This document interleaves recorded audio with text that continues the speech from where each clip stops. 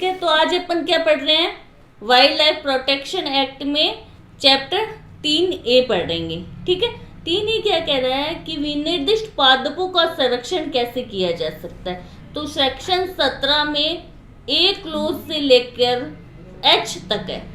Section 17 के ए से लेकर एच तक पॉइंट दी हुए वो पढ़ने अपने को। ठीक है, तो ये कब जुड़ा था? 1991 में संशोधन द्वारा जुड़ा था। 1991 में संशोधन द्वारा जुड़ा था। और विनिर्दिष्ट पादपों की जो सूची है वो कौन सी शेड्यूल है? शेड्यूल 6 है। शेड्यूल 5 में पीड़क जंतु है और शेड्यूल 6 में ये विनिर्दिष्ट पादप है। ठीक है, तो अब 17A क्या कह रहा है? 17A क्या कहता है कि जो विनिर्दिष्ट पादप है उनको ना तोड़ने दिया जाएगा, ना उखाड़ने दिया जाएगा, कुछ भी नहीं किया जाएगा। कि इस अध्याय में बता दिया कि कोई विनिर्दिष्ट पादप किसी विनिर्दिष्ट स्थान से या वन भूमि से कोई विनिर्दिष्ट स्पेसिफाइड पादप है, ठीक है, उसको स्पेसिफाइड एरिया से या किसी वन भूमि से केंद्रीय सरकार की अनुमति के बिना, केंद्रीय सरकार की अनुमति के बिना ना तोड़ा जाएगा, ना उखाड़ा जाएगा, ना उसको नुकसान पहुंचाया जाएगा, नष्ट नहीं किया जाएगा। मतलब कुछ भी नहीं किया जाएगा। कहाँ कहाँ से? वन भूमि से और विनिर्दिष्ट क्षेत्र विशेष से। और विनिर्दिष्ट पादप को केंद्रीय सरकार की अनुमति के बिना ना तोड़ा जाएगा, ना उखाड़ा जाएगा, ना नुकसान किया जाएगा, ना नष्ट किया जाएगा। मतलब कुछ भी नहीं किया जाएगा। इसी का सेकंड पॉइंट, अब तोड़ेंगे उखाड़ेंगे नहीं तो इसको क्या है, कब्जे में भी नहीं रखा जाएगा, ना उसका को व्यवहार डीलिंग की जाएगी, ना उसको सेल किया जाएगा, ना उसको अंतरित किया जाएगा, ना उसका परिवहन किया जाएगा। मतलब कुछ भी नहीं करना। ए पॉइंट में कह दिया तोड़ना, उखाड़ना, नष्ट करना, कुछ भी नहीं करना। बी में अब तोड़ेगा उखाड़ेगा नहीं तो कब्जा भी नहीं रखा जाएगा, ना उसका परिवहन होगा, ना उसका विक्रय होगा, ना उसकी डीलिंग होगी, ना उसका कब्जा, कुछ भी नहीं रखा जाएगा। ठीक है, परंतु कह रहा है कि अगर कोई वहां स्थान, उस विनिर्दिष्ट स्थान के कोई निवासी हैं जो वहां पर निवास कर रहे हैं, ठीक है, तो उनको कोई जनजाति क्षेत्र वाले हैं, अगर वो उस विनिर्दिष्ट क्षेत्र में निवास कर रहे हैं और वो उस विनिर्दिष्ट पादप या उसके किसी भाग को व्यक्तिगत रूप से यूज करते हैं, पर्सनली उसका यूज करते हैं, तो वो कर सकते हैं, उनको छूट दी गई। मान लो कोई स्पेसिफिक वन क्षेत्र है या कोई वो वन भूमि है जहां से मना किया गया, लेकिन अगर उस वन भूमि में या उस विनिर्दिष्ट क्षेत्र में क्या है, जनजाति के कुछ लोग रहते हैं, निवास करते हैं, तो उनको तोड़ने की अनुमति है। वो उसका सद्भावी गुड फेथ में उसका यूज पर्सनली काम के लिए, खाना पकाने के लिए या किसी भी काम में करते हैं उस विनिर्दिष्ट पादप का यूज, तो उनको उसको कब्जा रखने, तोड़ने, संग्रहण करने सबकी अनुमति है। ठीक है, तो यहाँ अपवाद आ गया कि अगर विनिर्दिष्ट क्षेत्र में या वन भूमि में कोई रहने वाली जनजाति है जो गुड फेथ में उसका यूज करती है पर्सनली, तो उनको छूट दी गई है। अब आता है एक में तो क्या है, 17A में तो मना कर दिया कि कब्जा कुब्जा कुछ भी नहीं रखना, ना तोड़ना उखाड़ना, कुछ भी नहीं करना। बी में कह रहा है 17B कि विशेष प्रयोजनों के लिए लाइसेंस दिया जा सकता है, यानी तोड़ने उखाड़ने कब्जा रखने के लिए लाइसेंस दिया जा सकता है विशेष प्रयोजन के लिए। अब लाइसेंस कौन देगा? CWLW मुख्य वन जीव संरक्षक राज्य सरकार की पूर्व अनुमति से, यानी लाइसेंस तो CWLW देगा, लेकिन राज्य सरकार की पूर्व अनुमति लेके, अनुज्ञा से किसी विनिर्दिष्ट पादप को तोड़ने, उखाड़ने, उसको संग्रहण करने, उसका कब्जा रखने की परमिशन दे सकता है किसी विशेष प्रयोजन। अब वो विशेष प्रयोजन क्या है? वो ये एजुकेशन है, शिक्षा है, वैज्ञानिक रिसर्च, शोध है, अनुसंधान है, फिर वैज्ञानिक संस्था में कोई जड़ी उद्यान, मतलब दवाई बनाने या जड़ी बूटियों वाले से जो दवाइयाँ बनती है उनको संग्रहण करने, बनाने के लिए, उनका परीक्षण करने के लिए तोड़ी जा सकती। या केंद्रीय सरकार द्वारा इसलिए किसी व्यक्ति या संस्था को पहले से लाइसेंस दे रखा है। तो फिर वहां पर क्या है, CWLW राज्य सरकार की पूर्व अनुमति लेके लाइसेंस दे सकता है। किसके लिए? पहले शिक्षा के लिए आ गया, वैज्ञानिक शोध आ गया, फिर है कोई जड़ी बूटियों से जो दवाइयाँ बनती है, जड़ी उद्यान में संग्रहण करने, मतलब जो जड़ी बूटियों से दवाइयाँ बनती हैं उनके लिए संग्रहित किया जा सकता है। या केंद्रीय सरकार ने किसी व्यक्ति या किसी संस्था को पहले से ही परमिशन दे रखी है तो वहाँ दी जाएगी। यानी ए में मना किया, बी में क्या है, विशेष प्रयोजनों के लिए लाइसेंस दिया जा रहा है। 17C क्या कह रहा है कि लाइसेंस के बिना विनिर्दिष्ट पादपों की खेती नहीं की जाएगी। अब यहाँ पर लाइसेंस कौन दे रहा है? 2 जने लाइसेंस दे रहे हैं खेती करने के लिए, 2 जने लाइसेंस दे रहे हैं। कौन कौन दे रहे हैं? CWLW या राज्य सरकार, दो CW यानी मुख्य वन्य जीव संरक्षक या स्टेट गवर्नमेंट द्वारा कोई ऑथराइज प्राधिकारी है, तो वो किसी व्यक्ति को क्या विनिर्दिष्ट पादप की खेती करने की परमिशन दे सकता है। लाइसेंस कौन दे सकता, अनुज्ञप्ति कौन दे सकता है? CWLW दे सकता है, या स्टेट गवर्नमेंट का द्वारा ऑथराइज कोई प्राधिकारी है तो वो अनुमति लाइसेंस दे सकता है खेती करने के लिए विनिर्दिष्ट पादप की।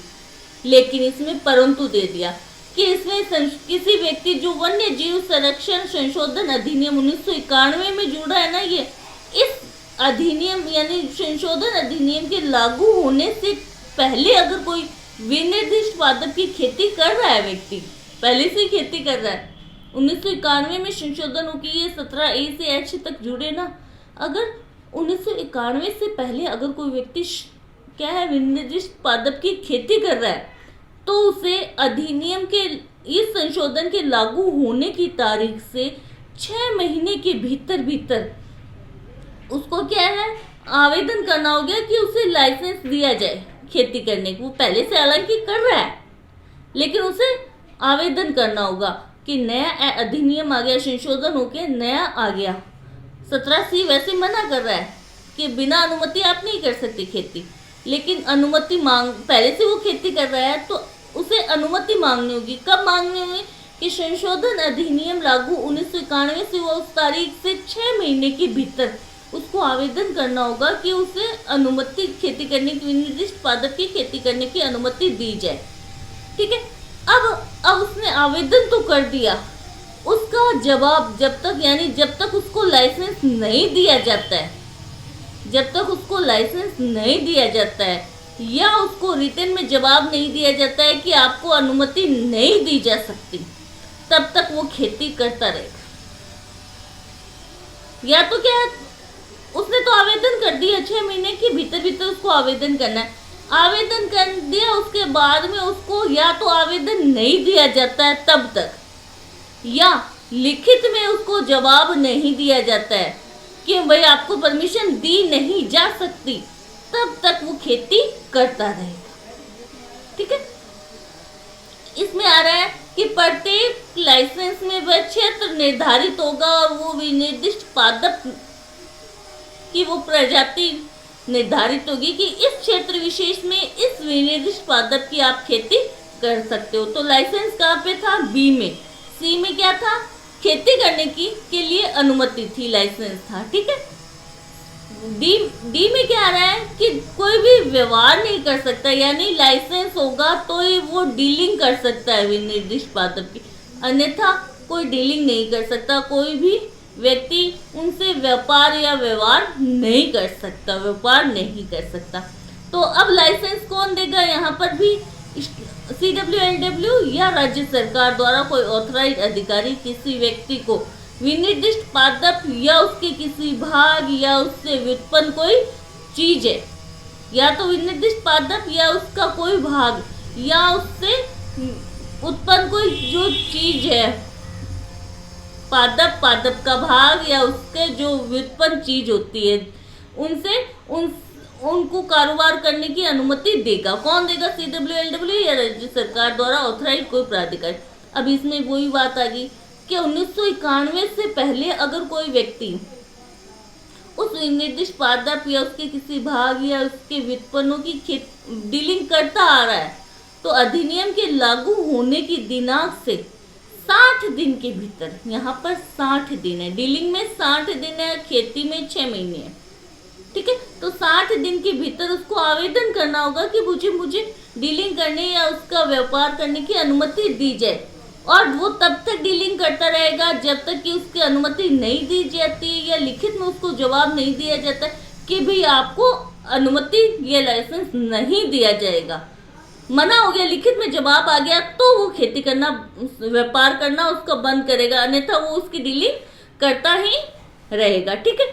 और इसमें जो लाइसेंस दिया जाता है डीलिंग का, इसमें लिखा जाता है कि वो लाइसेंस में कौन से क्षेत्र परिसर में वो व्यापार करेगा, इनकी डीलिंग करेगा, कौन सी विनिर्दिष्ट पादप या उसके कौन से भाग का, मतलब वो लाइसेंस में सारी शर्तें लिखी हुई होगी, चाहे वो खेती वाली लाइसेंस, खेती करने की जो लाइसेंस दे रहा है उसमें भी शर्तें लिखी होगी, और जो व्यापार या डीलिंग करने के लिए जो लाइसेंस ले रहा है उसमें भी डीलिंग शर्तें लिखी हुई। तो ए में तोड़ेगा उखाड़ेगा नहीं 17 में, बी में कुछ विशेष प्रयोजनों के लाइसेंस दे रहा है, सी में खेती के लिए लाइसेंस दे रहा है, डी में डीलिंग के लिए लाइसेंस दे रहा है, डी में डीलिंग के लिए लाइसेंस दे रहा है। अब ई, अब उसने क्या है, मान लो खेती के लिए दे दिया या व्यापार करने डीलिंग करने के लिए लाइसेंस दे दिया या विशेष प्रयोजनों के लिए दे दिया, तो अब क्या है, अधिनियम लागू होने की तारीख से 30 दिन के भीतर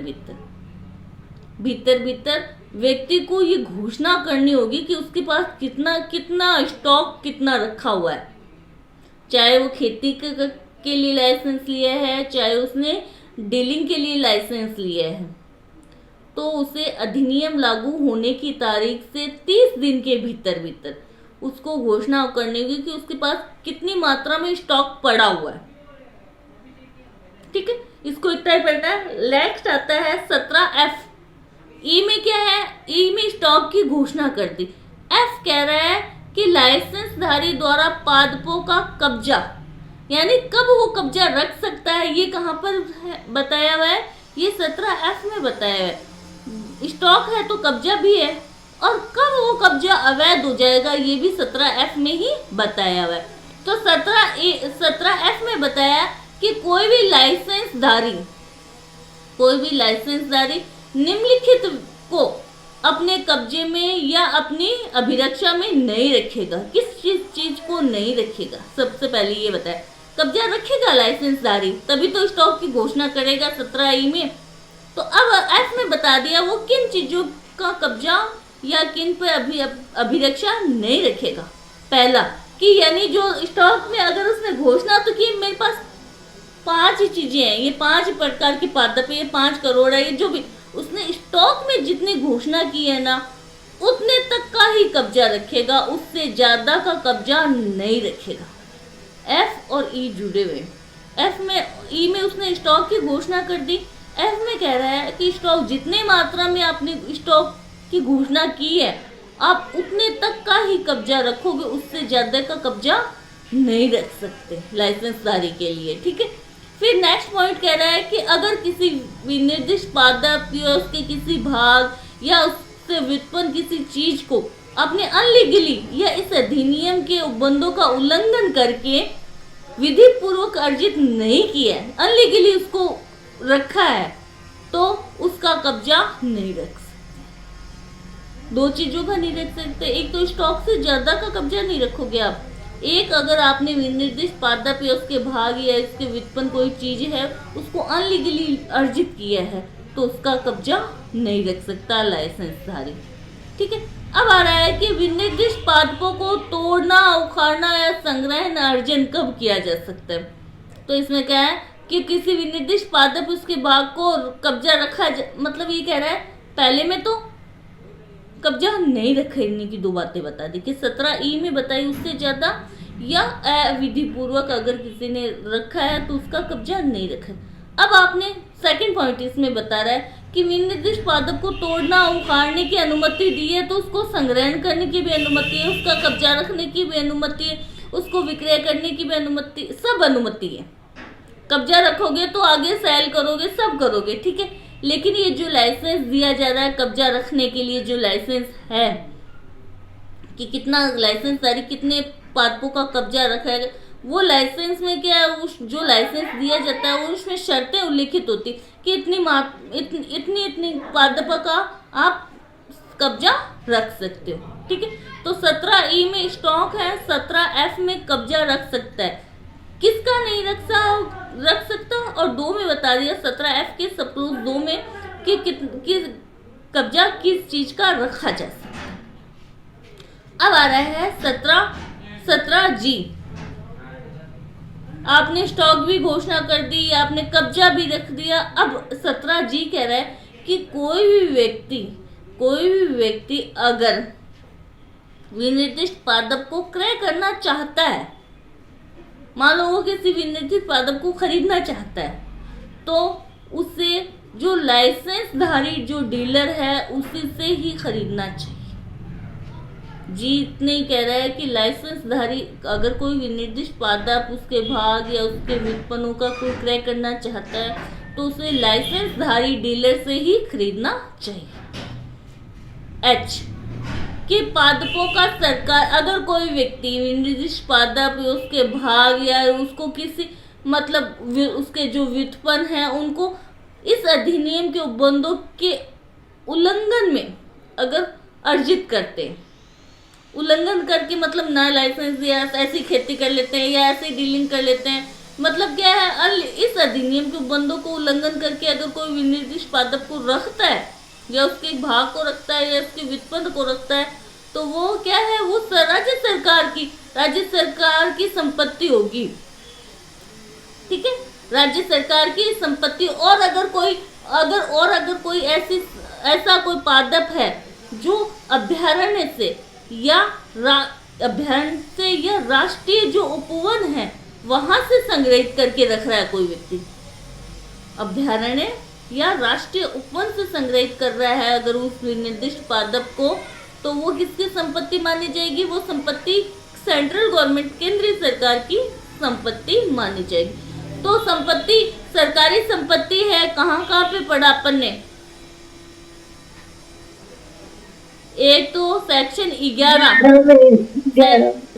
11 का 3rd क्लोज पढ़ा था कि अगर कोई व्यक्ति विशेष प्रयोजनों के लिए, क्या विशेष परिस्थितियों में उसको शिकार करने की अनुमति दी जाती है तो वो शिकार कर लेता है, तो वो सरकार की संपत्ति माना जाता है, वो जंतु जो जिसका भी शिकार किया है, ठीक है। एक आ गया 17H। 14 में तो क्या है, वो बता रहा है खाली सरकार वाला, हाँ ठीक है, सरकार की डेफिनेशन बताइए। यहाँ एक्ट में 3 जगह है, एक सेक्शन 11 का सब क्लोज 3 है, 17H है और 39 है, सेक्शन 39 है, 3 जगह सरकार की संपत्ति मानी जाएगी। 17H में तो क्या है, विनिर्दिष्ट पादप सरकार की संपत्ति मानी गई है, ठीक है। तो ये 17 याद हुआ।